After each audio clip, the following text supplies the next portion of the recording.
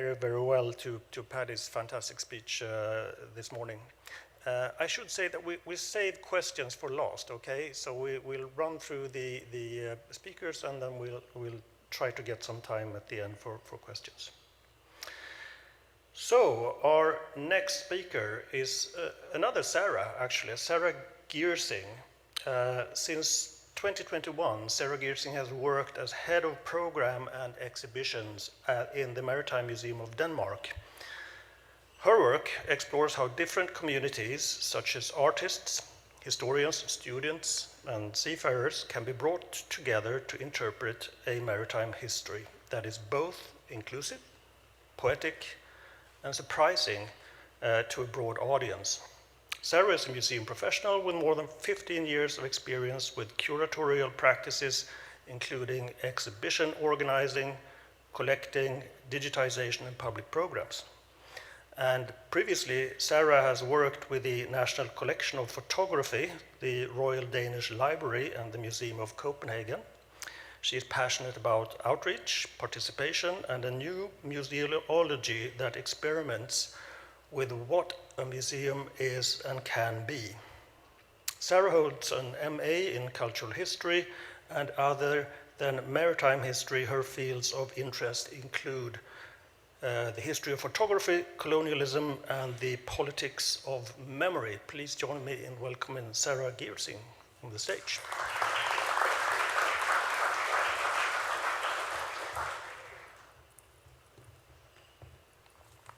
Hello, good morning. Thank you, Lars, for that introduction, and thank you all for listening. Usually when I speak at an event like this, I'll try to boast about the new wins and successes of our museum or share the exciting, bright plans for the future, but today I have planned to do something different. I am, in fact, going to share the uncomfortable case of watching a standing exhibit grow slowly, or not so slowly, out of date, in real time, so to speak, and I'm trying to learn from it. We haven't really found a solution yet, so I'm sorry in advance for not presenting you with a neat conclusion. I'm actually bringing our mess to the table in the hope that I could learn something from you people. And I just realized when I sat there listening to Sarah and to Akia and Paddy this morning that I should just have kept sitting in my chair because I've already learned lots. But anyways, here goes. In 2013, the MS Maritime Museum of Denmark opened a brand new 3,000 square meters exhibition on the maritime history of Denmark for the past 500 years. A small part of this was devoted to a section on the global trade of the 18th century. The whole exhibition is still standing today. And an even tinier display in this exhibition was dedicated to the transatlantic slave trade. And I'm realizing that some of you might even not know what Denmark is or where it is. And I can tell you that Denmark is, of course, a small actor in colonialism if you compare it to the major players like Britain, Netherlands, France, Spain, etc. I just realized when Akia presented this morning that we weren't even on the map, which is actually, I mean, not quite correctly. We did have quite a few colonies. We still have colonial ties with Greenland, as you might have heard about when Donald Trump tried to purchase it this past year. I'm not going to talk about Greenland today, but I'm going to talk about a little bit the involvement of Denmark in the transatlantic slave trade. We did actually Denmark actually had more than 110,000 enslaved human beings trafficked from Africa, West Africa, to the Caribbean under Danish flag, and these people were sold as slaves in the plantation of the then Danish colony of the Danish West Indies, which is now the US Virgin Islands today. So since this exhibition opened, there's beginning to be a shift in public awareness about colonialism in Denmark. Debates about colonialism, about the slave trade, and especially about the sensitivity of this subject are beginning to appear a bit late, I would say, but that all depends where you're from, of course. This in turn has made our museum try to reflect and maybe have a little bit of doubts about the relevance of our current exhibit, and I'm trying to explain why now. So in the 18th century, the global maritime trade under Danish flag flourished enormously. And in order to tell this story, an exhibit was created with 6 displays, one for each important destination of the Danish merchants, and that would be the countries then colonies in Greenland, West Africa, India, the Caribbean, as well as the Chinese ports of shipping, and Copenhagen, which was the homely hub. The exhibit focuses on which products were created where and purchased by whom and trafficked to other destinations to being sold. And it didn't really, it definitely exposed the inner workings of capitalism, really. It didn't gloss over the slave trade. It rather presented it matter-of-factly, so to speak, as a detail of this narrative of trade. And when it was created, it was very important for the curators to not make moral judgments, but to leave these to the visitors. So everything is quite straightforward, told, as it were, as they would say. The perspective of this exhibit is that of trade itself, or rather of the people who could choose to participate in this trade for profit or for pleasure. That would be the merchants, the captains, the politicians enabling the mercantilist system, or that would be the consumers, the wealthy people who could keep these exotic goods that were traded in high demand. And this is quite obvious from the entrance to the exhibit, where you'll have that quote telling on the wall, "In traveling the seas, we enrich ourselves." And this painting of a noble European family enjoying their tea, Chinese tea with refined sugar from the West Indies, wearing silk dresses, etc.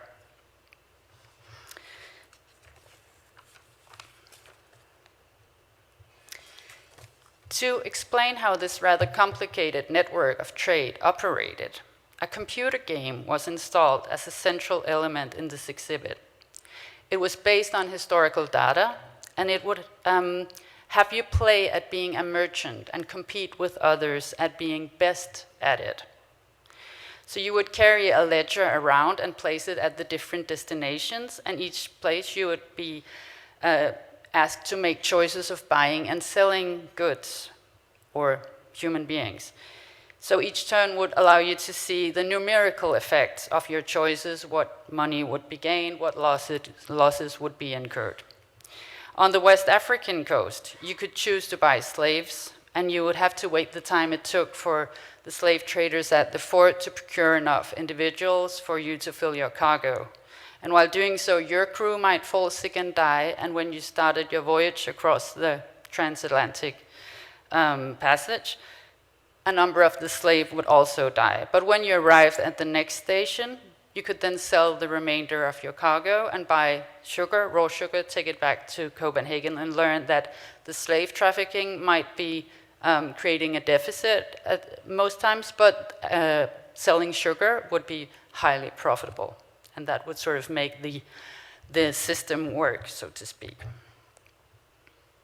So this game was highly popular. During the first years, tens of thousands of people played it, and the feedback was really positive. People would say this is both entertaining and really enlightening, and we were especially happy to hear that a lot of adults noted that this gave them a comfortable situation in which they could engage their children in an discussion about this subject. But once in a while, we'd also have complaints from visitors who complained that the exhibition was Eurocentric, which it absolutely is, and that the gamification of human trafficking was insensitive and offensive. So maybe, just to give you a bit of context, the reason that the complaints, I think, were so few and far between is that in Denmark, most people didn't really think so much about colonialism until quite recently. Professional historians have been working on Danish colonialism in the tropics for decades, but outside academia, the public did not really have much interest. In fact, when this exhibition opened, this was the first permanent exhibition in a museum in Denmark to even deal with slave trade and slavery, albeit so small. So to most Danes, I would argue, the subject has been quite far away, left behind in an all but forgotten past, and in a very distant end of the world that most Danes have never had the chance to visit.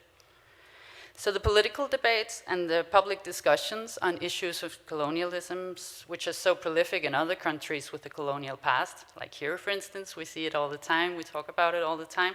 In Denmark, they've actually been quite absent until very recently. So this started to change slowly. I should say that one reason for this that is often given is that in Denmark, we sold its colonies we sold the tropical colonies more than 100 years ago. And that means, together with the very restrictive immigration policies that Denmark has had ever since, that we have almost zero populations of descendants in the former colonies in Denmark. So we really have had no community leaders or activists to raise awareness and create debates about this. But this started to change in 2017, which marked the centennial of the sale of the Danish West Indies. Do I only have 2 minutes left? I'm sorry. Okay, this started to change in 2017, the centennial of the sale of the US Virgin Islands from Denmark, the transfer to US. And there were a lot of discussions and exhibitions, new books came out, new art projects, as the one I'm showing here, would come out and create all these public debates. And this, of course, made us at the museum also revisit our own biases and blind spots.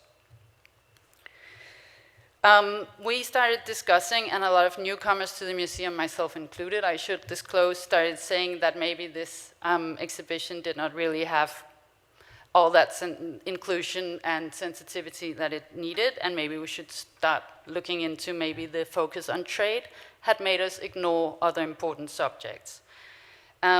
We started discussing if the focus on the Danes involved in the trade did not really actively exclude the experience of the people enslaved or colonized, and if this focus, which was really enforced by the computer game as well, also did eclipse that the slavery is not just about money, but about racism, genocide, and legacies. We also discussed, of course, if gamification is really the right way to deal with a subject so sensitive as this, because while a game can make you aware of the atrocities of the past, it still turns it into a game. And is that playfulness really what you need today when we need to start talking about maybe more empathy and so on? So the more we talked about this, we wished to change the exhibit, but as some of you will probably recognize, we couldn't just do that. We didn't have the financial possibilities to take it down or to change it altogether rapidly, so we started to do more small gestures to change a little bit of it. We reached out to collaborators in the previous Danish colonies, and we talked to young people there and found people that were interested in telling their versions of the story, and especially how this is remembered today in their parts of the world. And what these conversations showed us was that there's, of course, a lot of different ways to tell this story. There were stories of cruelty and resilience, stories of guilt and forgiveness, and they also made it clear that in other parts of the world, colonialism was not a part of the past only. It was something important to talk about today, to discuss the legacies and the reparations, to avoid it happening again, and to create a better future. And most importantly, I think these conversations made it clear to us that who gets to tell the story matters. So these conversations were printed as handouts, and they were placed in the interventions, as interventions in the exhibits as voices of the present. And at the same time, we decided to take the game down. So the game explained some facts that can only to some extent be understood from reading the panels carefully and observing the objects, and not all visitors do this. We quickly observed that families with children just started passing by the exhibit altogether when the game was gone. We also realized that the handouts have added several new perspectives, and they highlight that how history is told depends on who's telling it, and that the museum narrative is not the only one present in the room, no matter how we frame it. So they were appreciated, and they are appreciated by a number of guests, but they're definitely not read by children. So one could say that while adding these voices of the present, we've also removed a way of learning about the past. The exhibit will be taken down within a year or two because we're planning to change all the permanent exhibitions in the museum. And we still haven't figured out how slave trade is being part of that new exhibition that's replacing the current ones, but we'll definitely be eager to learn more from you people, and I'll be in touch with a lot of you to know good ways to do this later. We want to present a more inclusive narrative, one that does not leave out the harsh economics of slave trade itself, but one which can also include the experience of those who were both victims by it and agents of resistance as well as change. And we hope also to include the voices of people who differently think about it today, so it's not just the museum voice in there. I'm not going to speak anymore. Thank you. Thank you so much.